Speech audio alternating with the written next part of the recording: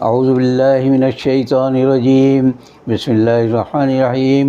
معزز خواتین و حضرات، آج گوشہ کمال کی نشست نمبر 232 میں یہ گوشہ نشین معین کمالی آپ کی خدمت میں ایک بار پھر حاضر ہے۔ میں نے جو نشست نمبر 232 بتائی وہ انگلش میں بھی دہرا دیتا ہوں، اس لیے کہ نوجوان نسل کو اردو نہیں آتی اب، تو یہ ہے 232۔ تو آج جو ہے یادیں باقی ہیں کا سلسلہ جاری ہے ابھی تک، اور اس میں آج کی نشست میں اپنے بچپن کے ایک بہت اچھے دوست بدرالدین شاکر کی زندگی اور ان کی وفات پر کچھ گفتگو کروں گا، جن کا پچھلے ہفتے ہی انتقال ہوا ہے۔ میرا اور ان کا تقریباً 70 سال کا ساتھ تھا۔ میں جب 1952 یا 53 یعنی 52 یا 53 میں میمن انجمن ہائی اسکول حیدرآباد میں داخلہ لیا، تو اس کے بعد اور دوستوں کے علاوہ بدرالدین شاکر سے بھی دوستی ہوئی، لیکن ان سے دوستی پائیدار رہی اور ان کی وفات تک ہمارا یہ دوستی کا سلسلہ جاری رہا۔ میں یہ کہہ سکتا ہوں کہ بدرالدین شاکر کی زندگی تک ہم 3 دوست آپس میں رابطے میں تھے، جن کا تعلق میمن انجمن ہائی اسکول حیدرآباد سے تھا۔ ایک میں، ایک بدرالدین شاکر، اور ایک اور ہمارے بہت اچھے بچپن کے اور میمن انجمن ہائی اسکول کے ساتھی پیار علی نورانی۔ اب بدرالدین شاکر کے دنیا سے جانے کے بعد میں اور پیار علی نورانی ایک دوسرے سے رابطے میں ہیں، لیکن ہمارا یہ رابطہ صرف ٹیلی فون پر یا موبائل پر ہے، اس لیے کہ وہ امریکہ کے کسی ریاست میں بیٹھے ہوئے ہیں، بہت بڑے ڈاکٹر ہیں بچوں کے، اور ان سے فون کے ذریعے یا موبائل کے ذریعے ہی رابطہ ہوتا ہے۔ ملاقات میرا خیال ہے ان سے کوئی 30-40 سال پہلے کبھی ہوئی تھی، جب وہ پاکستان آئے تھے۔ تو میمن انجمن ہائی اسکول کو میں بلا مبالغہ کہہ سکتا ہوں کہ حیدرآباد کے بہترین اسکولوں میں شمار ہوتا تھا۔ ایک نور محمد ہائی اسکول مشہور تھا اور ایک میمن انجمن ہائی اسکول، باقی گورنمنٹ اسکول جیسے بھی تھے وہ اپنی جگہ۔ تو اس میں ہم نے تعلیم کے ساتھ ساتھ جتنی سرگرمیاں کی تھی، جنہیں ہم نصابی سرگرمیاں کہتے ہیں، تو وہ بے مثال تھیں اور بڑی یادگار رہیں، وہ بڑی مقبول بھی ہوئیں۔ تو ان کی اس کے اندر میرا اور بدر شاکر کا بہت زیادہ ساتھ رہتا تھا۔ ہم نے مثال کے طور پر ریڈیو پاکستان کے طرز پر اپنے اسکول کا، میمن انجمن ہائی اسکول کا لوکل ریڈیو کا پروگرام شروع کیا ہفتے میں ایک دفعہ۔ ہیڈ ماسٹر صاحب ہمارے بڑے مہربان تھے، ان کے کمرے میں بیٹھ کے ہم سارا پروگرام کرتے تھے۔ جتنے کلاسیں تھیں، جماعتیں، ان سب میں ہمارے پروگرام کے سننے کا انتظام ہوتا تھا۔ اس زمانے میں ویڈیو وغیرہ کا کوئی سلسلہ نہیں تھا، تو ہر کمرے میں کلاس کے طالب علم بیٹھے ہوتے تھے ہاف ٹائم کے بعد، اور وہ بیٹھ کر پورا پروگرام سنتے تھے۔ اس زمانے میں ہماری چھٹی جمعے کو ہوتی تھی، تو جمعرات کے دن نصف تعلیمی سرگرمیاں ہوتی ہیں، یعنی ہاف ڈے ہوتا تھا، تو باقی ہاف ڈے میں ہم اپنا یہ ریڈیو اسکول کا پروگرام کرتے تھے۔ اس کے علاوہ ایک اور کام ہم نے جو کیا بدر کے ساتھ مل کر، ہمارے ایک اور دوست تھے غفار بھائی، ان کے ساتھ مل کر ہم نے جو کام شروع کیا وہ تھا آٹومیٹک اسٹور کا۔ یہ بڑا منفرد تصور تھا کہ ہم طالب علموں کو صاف ستھری اشیاء فراہم کریں سستی قیمت پر، اور انہیں یہ احساس دلائیں کہ کوئی انہیں اللہ کے سوا نہیں دیکھ رہا۔ آٹومیٹک اسٹور کا مطلب ہی تھا کہ چیزوں کی قیمتیں لکھی ہوئی تھی اور ایک ڈبہ رکھ دیا تھا، طالب علم آتے اس میں پیسے ڈالتے اور چیز اٹھا کر لے جاتے تھے۔ تو انہیں دیانتداری کا بھی سبق دینا مقصود تھا، اس میں میرا اور بدر کا بڑا ہاتھ تھا۔ اس کے علاوہ ہم نے وال پیپر یعنی دیواری اخبار بھی ایک شروع کیا تھا، ہفتے میں ایک دن ہم بہت سجا کر اخبار کی صورت میں دیوار پر لگاتے تھے۔ اس سے بھی تعلیم کے علاوہ طلباء کی تربیت بھی ہوتی تھی۔ اب میں بدر کے بارے میں جہاں یہ بتایا کہ میرا ان کا بڑا ساتھ تھا، بہت علمی شخصیت۔ ایک بڑی افسوسناک بات میں یہ بتا سکتا ہوں کہ میں کلاس میں 6 سال تک ہر جماعت میں فرسٹ آتا تھا، اور بدر سیکنڈ آتے تھے سوائے ایک مرتبہ کے. تو لیکن میں یہ بتانا ہی چاہ رہا ہوں کہ بدر مجھ سے بہت زیادہ قابل اور باصلاحیت تھے، پڑھنے میں بھی بہت تیز تھے، حافظہ بھی ان کا بہت اچھا تھا. لیکن وہ سیکنڈ اس لیے آتے تھے کہ میں اکثر کہتا ہوں کہ امتحان میں جا کر بیٹھ جانا اور لکھنا ہی کافی نہیں ہے، امتحان دینے کا ایک الگ گر ہوتا ہے، آرٹ ہوتا ہے. اس آرٹ سے میں واقف تھا اور اسی لیے میرے نمبر اچھے آتے تھے. میں بتا دیتا ہوں، اگر اس کو بے ایمانی نہ سمجھیں تو یہ ہے کہ مثال کے طور پر اسلامیات کا پرچہ دینے جا رہے ہیں امتحان، تو پتہ ہی چلا کہ وہاں جتنے سوالات کے جوابات ہیں ان میں کہیں ضرورت پڑتی، کہیں میں خود جواب اس طرح دیتا کہ کسی قرآن کی آیت یا حدیث کی ضرورت پڑ جاتی، یعنی ایسا موقع پیدا کرتا کہ قرآن کی میں آیت اگر بیان کروں تو برمحل ہوگی وہ. تو اس کی وجہ سے جو کاپیاں چیک کرنے والے لوگ ہوتے تھے وہ سمجھتے تھے کہ بھئی یہ تو بہت پڑھا لکھا آدمی ہے، اسے قرآن بھی آتا ہے، حدیث بھی آتی ہیں. بالکل اسی طرح اردو میں جتنے اشعار یا جتنے اقوال یاد ہوتے تھے مجھے، میں کوشش کر کے جواب میں اس کی گنجائش پیدا کرتا تھا کہ وہ اس طرح جملہ بناتا تھا کہ کسی شعر کی ضرورت پیش آ جائے اور میں وہ شعر لکھ دیتا تھا. تو اس کی وجہ سے مجھے اردو میں بھی اچھے نمبر ملتے تھے. باقی رہا انگلش اور میتھمیٹکس، تو میتھمیٹکس اور ریاضی کہتے ہیں، اس میں تو خیر میں بہت ہی سمجھ لیں ایکسٹرا آرڈنری کہہ سکتا ہوں کہ ایکسپرٹ تھا میں. اور انگلش بھی میری ماشاءاللہ بہت اچھی تھی.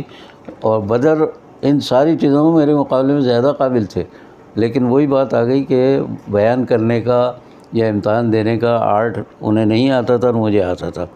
اچھا، بدر نے اپنی زندگی میں کوئی بہت، اب میرے دوست جن کا پیارا علی کا ذکر کر رہا ہوں، وہ بہت زیادہ افسوس کرتے تھے کہ فرسٹ اور سیکنڈ آنے والے دونوں طالب علم اسکول کے ٹیچر بن کر رہ گئے اور وہاں سے ریٹائر ہوئے. حالانکہ ٹیچر ہونا کوئی ایسا کام نہیں ہے کہ جسے برا سمجھا جائے، لیکن مادہ پرست دنیا میں ٹیچر ہونا اس لیے کمتر درجے کی حیثیت رکھتا ہے کہ آمدنی بہت کم ہوتی ہے. اب مثال میں دیتا ہوں کہ اگر فرض کر لیں میری ریٹائرمنٹ کے وقت میری تنخواہ 8,000 روپے تھی، تو پیار علی اس زمانے میں لاکھوں روپے کما رہے ہوں گے، اس لیے کہ بہت بڑے ڈاکٹر بن کے، اور وہ انگلینڈ میں سیٹل ہو گئے تھے، وہاں جا کر رہائش انہوں نے اختیار کر لی تھی. تو مالی لحاظ سے تدریس کا شعبہ جو ہے وہ بڑا کمزور سمجھا جاتا تھا، اسی لیے ہماری آمدنی بہت کم رہی ڈاکٹروں کے مقابلے میں.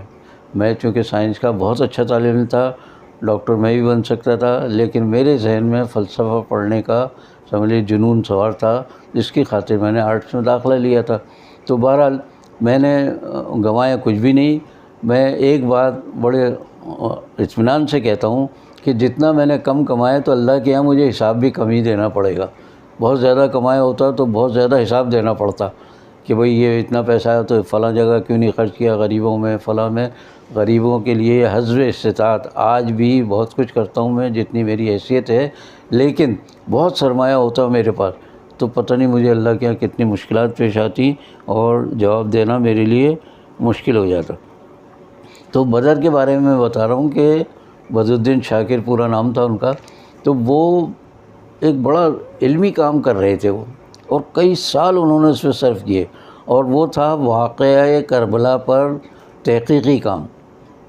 کربلا کا واقعہ جو ہے ہمارے یہاں تاریخ میں جو بیان کیا جاتا ہے، اس قدر مبالغہ آ رہا ہے، جھوٹ اور پتہ نہیں کیا کیا چیزیں اس میں شامل ہو گئی ہیں کہ جو انسانی عقل قبول بھی نہیں کرتی. وہ ساری چیزیں واقعہ کربلا میں ڈال دی گئی. بدر نے کئی برس کی تحقیق کے بعد واقعہ کربلا کے حقائق بیان کیے اور بتایا کہ واقعہ کب ہوا، کس طرح ہوا اور کس حد تک ہوا. اس کے علاوہ باقی چیزیں وہ کچھ بھی نہیں تھی. تو بدر نے اس معاملے میں بڑا اہم کردار، لیکن ان کی جو تحقیق ہے، میں نے ان سے کئی دفعہ کہا کہ مجھے دیں، میں کوشش کرتا ہوں. تو تحقیق میرا خیال ہے اس وقت تو شائع نہیں ہو سکتی، اس لیے کہ ہمارے علماء کرام اور خاص طور سے اہل تشیع کے جو علماء یا جو بھی ہیں مجتہدین، وہ اس کو قبول نہیں کریں گے، کیونکہ اتنا سمجھ لیجیے کہ مبالغہ آرائی کا اتنا اس حد تک آگے بڑھے ہیں ہمارے مورخین کہ وہ واقعہ اگر اس کی تحقیق کی جائے اور اس کے باقاعدہ تجزیہ کیا جائے تو قدم قدم پر اس میں لگتا ہے کہ یہاں یہ کیسے ہو گیا، یہ تو ممکن ہی نہیں تھا۔ بہرحال ثابت کیا لوگوں نے، اور کہ بہت بڑا واقعہ تھا۔ ڈاکٹر اسرار احمد کی مجھے بات یاد آتی ہے، وہ کہا کرتے تھے کہ علامہ اقبال نے بھی واقعہ کربلا پر کئی اشعار کہے ہیں، تو انہوں نے ایک جگہ فرمایا ڈاکٹر اسرار نے کہ اگر میں علامہ کے زمانے میں زندہ ہوتا تو میں ان سے پوچھتا کہ اصل جو مظلومیت کا واقعہ ہوا تو وہ تو حضرت عثمان غنی کے سلسلے میں ہوا، ان کو جتنی مظلومیت کے ساتھ شہید کیا گیا، تو وہ اصل میں شہادت تو وہ بڑی تھی، لیکن کربلا کی واقعے کو بڑی شہادت بیان کرتے ہیں لوگ۔ تو چلیے ٹھیک ہے بھائی، ہم بھی قبول کر لیتے ہیں۔ اب میں یہ بتانا چاہ رہا ہوں کہ بدر شاکر سے میری ملاقاتیں رہی، وہ آتے رہے گھر پر میرے، کراچی جب بھی تشریف لاتے تھے۔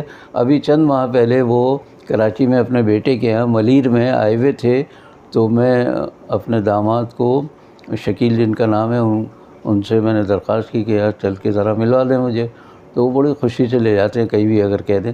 تو شکیل کے ساتھ میں ان کے گھر مل کر آیا ملیر میں، ان کے بیٹے کے گھر پر ملاقات۔ یہ میری آخری ملاقات تھی، اس کے بعد وہ حیدرآباد چلے گئے تھے، حیدرآباد ہی میں رہتے تھے وہ، تو وہاں چلے گئے واپس، اور میں بہت کوشش کے باوجود حیدرآباد نہیں جا سکا۔ بدر کی جو خوبیاں تھیں ان میں کئی چیزیں شامل تھیں۔ بہت اچھے شاعر تھے، بڑے اچھے آرٹسٹ تھے، بہت کمال کی چیزیں بناتے تھے وہ، اور شاعری بھی بڑی اچھی تھی۔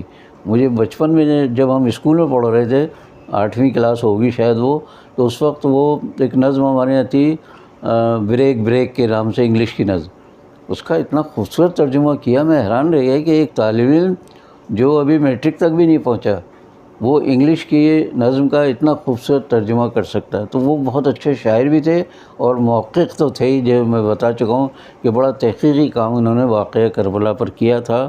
اور ان کے بارے میں ایک بات یہ ہے کہ وہ بڑے سمجھو جیسے اردو میں عام طور سے کہتے ہیں اللہ والے تھے، انہیں نہ صلے کی تمنا تھی، نہ ستائش کی تمنا تھی، وہ شہرت کی تو خواہش سرے سے ان کے اندر تھی نہیں، تو اس لیے وہ زیادہ مشہور نہیں ہو سکے۔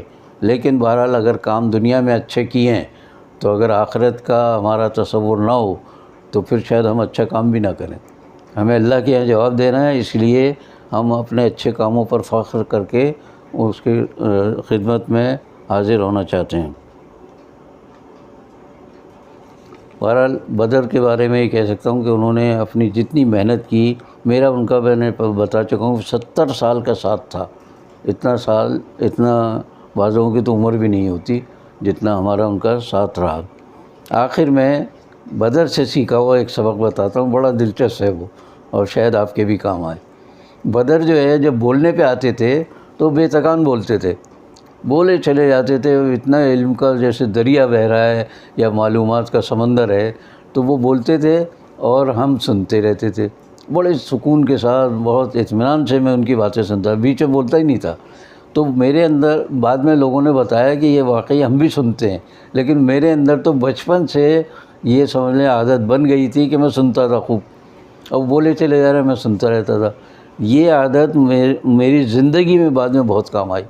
مجھے جہاں معلوم ہوا کہ کہیں مشکل پیش آئی ہے، کوئی تلخ کلامی ہو گئی ہے، کسی سے جھگڑا ہوا ہے، زبانی جھگڑا ویسے تو کبھی نہیں ہوا، تو وہ زبانی جھگڑے میں اس میں میری یہ عادت بہت کام آئی کہ سامنے والا اگر مجھ سے کچھ بول رہا ہے، بدتمیزی کر رہا ہے، بحث کر رہا ہے، تو میں بڑے سکون سے سنتا تھا۔ یہ بدر کی دی ہوئی عادت تھی۔ بڑے سکون سے سننے کے بعد پھر میں کہتا جی اب مجھے اجازت ہے میں کہوں کچھ۔ پھر میں جب بولتا تھا تو اس کا ایک فائدہ یہ ہوتا تھا کہ وہ ٹھنڈے ہو چکے تھے اس وقت تک، جو سامنے والا جو ہوتا ہے وہ اس کو آپ بولنے دیں، وہ بالکل ٹھنڈا ہو جائے گا، اس کے بعد آپ بات کریں گے تو اس سے سمجھ میں آئے گی۔ بیچ میں اگر آپ بولیں گے تو سمجھ میں نہیں آئے گی، آپ کا موقف جو ہے واضح نہیں ہو سکے گا۔